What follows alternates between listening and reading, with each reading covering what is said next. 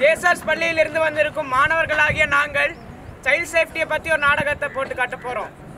குழந்தைங்க ஏன் ரொம்ப இம்பார்ட்டன்ட்னு தெரியுமா? ஏன்னா அவங்க தான் நம்ம நாட்டோட எதிர்காலம். ஆமா, அது என்ன ரோட் சேஃப்டி மாதிரி சைல்ட் சேஃப்டி? குழந்தைங்கெல்லாம் அவங்க பேரண்ட்ஸ் கிட்ட சேஃபா தானே இருக்காங்க. என்னங்க நீங்க நாட்டு நிலவரத்தை பத்தி ஒண்ணுமே தெரிஞ்சுக்க மாட்டீங்க. கொஞ்சம் பொறுமையா இருங்க மணி. எங்க நாடகத்தை நீங்க எல்லாம் பொறுத்திருந்து பாருங்க. அதுக்கப்புறமா நாங்க ஏன் இந்த நாடகத்தை நடத்துறோம் உங்களுக்கே தானா புரியும். அண்ணா சாப்பிட்டு எடுத்துடுங்க. பாப்பா தம்பி, என்ன விசேஷம்? எங்க அண்ணாவுக்கு அன்னைக்கு குழந்தை பிறந்துக்குது. அப்படியா? ஆண் குழந்தையா பெண் குழந்தையா? அதை ஏன் கேக்குறீங்க? பெண் குழந்தை. அதை ஏன்டா இவ்வளவு சலிச்சிட்டு சொல்ற? ஸ்கேனுக்கு முன்னாடி பெண் குழந்தைய தான் அழிச்சலாம்னு நினைச்சோம். ஆனா டாக்டர் எதுவுமே சொல்லல. பாத்தீங்களா பொதுமக்களே, ஒரு குழந்தை கருவுல இருக்கும் போதே அழிக்க நினைச்சிருக்காங்க. அதனாலதான் அரசு கருவுல ஆண் குழந்தை இருக்கா இல்ல பெண் குழந்தை இருக்கான்னு சொல்லக்கூடாதுன்னு ஒரு சட்டம் கொண்டு வந்திருக்கு. எங்க அண்ணா ரொம்ப நல்லவரு, ஆனா சிலவங்க பயந்துட்டாரு. குழந்தைக்கு கல்யாணம் பண்ணி வைக்கணும், சீர் செய்யணும், படிக்க வேற வைக்கணும். இங்க பாருப்பா தம்பி, காலம் மாறிக்கிட்டு இருக்கு. இப்போ பெண்கள் பெரிய பெரிய வேலைக்கு போறாங்க. நாட்டு பொறுப்பையும் வீட்டு பொறுப்பையும் சேர்ந்து. இங்க பாருப்பா தம்பி, பெண்கள் பெரிய பெரிய வேலைக்கு போறாங்க. நாட்டு பொறுப்பையும் வீட்டு பொறுப்பையும் சேர்ந்து சுமக்குறாங்க. இனிமேல் முன்னோர்கள் செஞ்ச மாதிரி எதிர்காலத்துல நம்மளும் பொன் கொடுத்து தான் பெண் கேட்கணும். இதுல இவ்வளோ விஷயம் இருக்குதா? இது தெரியாம போச்சே. சரிண்ணா, நான் வர எல்லாத்தையும் தகவல் சொன்னோம். ஒரு குழந்தை வளர்ப்புங்கிறது அவ்வளோ சுலபமான விஷயம் இல்லை. பிறந்த உடனே சரியான கால இடைவேளையில குழந்தைங்களுக்கு தடுப்பூசி போடணும். அது போலியோ மற்றும் தொற்று வியாதிகள் இருந்து அதை காப்பாற்றும். அப்புறம் பிறந்த குழந்தைக்கு தாய்ப்பால் மட்டும்தான் கொடுக்கணும். அது கொடுத்தா குழந்தைங்க இம்யூன் பவரோட வளரும். சரியான மருத்துவ ஆலோசனை இல்லாம கண்ட மருந்தெல்லாம் குழந்தைகளுக்கு கொடுக்கறதுனால அதோட உயிருக்கு ஆபத்தாயிரலாம்.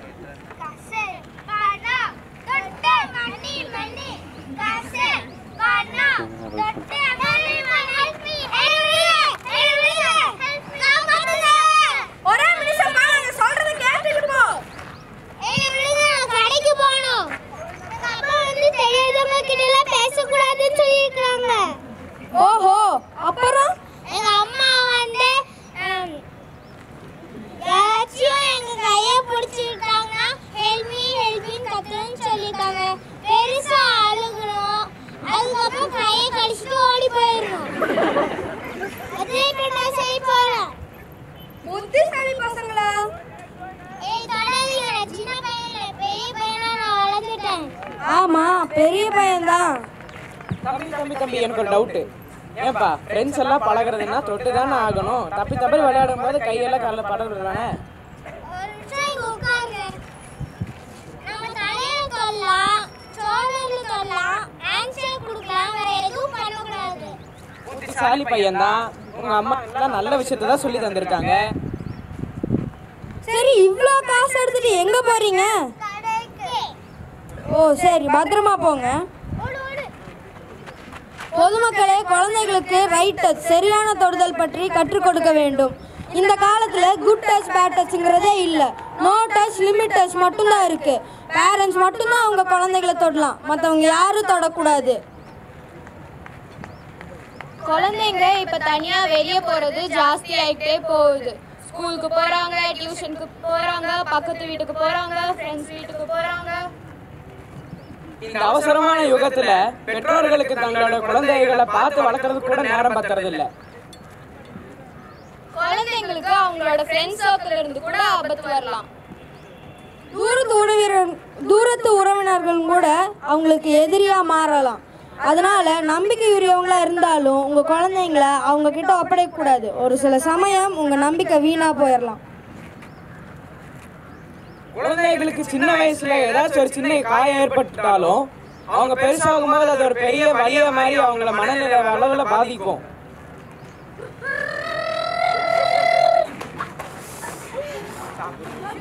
என்னாச்சுப்பா? ஸ்கூல் படிக்கிற பையனாட்டா இருக்கானே. எத்தனாவது படிக்கிறப்பா நீயே? 6th படிக்கிறேனா? 6th? ஏண்டா 6th படிக்கிறேன் வண்டி ஓட்டிட்டு இருக்க, அது இவ்வளவு வேகமா போற? நீ இந்த வயசுல இதெல்லாம் கத்து வச்சிருக்கிறது தப்புன்னு நான் சொல்லல, ஆனா இதெல்லாம் முறையா லைசென்ஸ் வாங்கிட்டு அப்புறம் செய்யுங்க. அது எப்படி? 18 வயசு ஆனா தானே லைசென்ஸே வாங்க முடியும். அது வரைக்கும் நீ காத்துட்டு இருந்திருக்கணும். சரிண்ணா, சாரி. அங்க யாராச்சும் எனக்கு டீ கொண்டு வாங்கப்பா. என்னப்பா தம்பி, ஸ்கூல் படிக்கிற வயசுல டீ விக்கிற? ஸ்கூல்ல ஃபீஸ் கட்டுறதுக்கு காசு இல்ல. சரி கொடு. என்னப்பா? பெற்றோர்களே, குழந்தைகள் பிறந்து வளர்ந்தோன்னே எல்லா உரிமையும் அவங்களுக்கு கிடைச்சிடாது. அதோட அவங்களுக்கு படிக்கிற வயசு வரும்போது தயவு செய்து அவங்கள வேலைக்கு அனுப்பிடாதீங்க, படிக்க வைங்க. சரி சரி, அவனை கொண்டு போய் அவன் வீட்டுல சேர்த்து. ஒரு புறம் நம்ம குழந்தைகளுக்கு மன உறுதி, தன்னம்பிக்கை, நேர்மறை எண்ணங்களை சொல்லி வளர்த்தாலும் குழந்தை கடத்தல் தடுப்பு, பாதுகாப்பு விதிகள் அறிவித்தல், குழந்தை தொழில் ஒழிப்பு, வன்முறையிலிருந்து குழந்தைகளை காத்தல் போன்ற பல விஷயங்களை நம்ம குழந்தைங்களுக்கு கற்றுக் கொடுக்க வேண்டும். மக்களே, கடைசியா ஒரு விஷயம், பெற்றோர்கள் எல்லாம் குழந்தைகள் கூட கொஞ்ச நேரம் ஸ்பெண்ட் பண்ணணும். அப்படி ஸ்பெண்ட் பண்ணும்போது அவங்க கிட்ட மனசு விட்டு பேசினாங்கன்னா குழந்தைங்க நிறைய விஷயத்த அவங்க கிட்ட பகிர்ந்துக்குவாங்க. குழந்தைங்களுக்கு தங்களோட அப்பா தான் ஹீரோ, அவங்க அம்மா தான் குரு, அவங்களோட ஆசிரியர்கள் தான் அவங்களுக்கு ஒரு முன்னுதாரணமா இருப்பாங்க. குழந்தைகளுக்கு ஆரோக்கியமான சூழ்நிலையை உருவாக்க அனைவரும் சேர்ந்து பாடுபடுவோம். நமது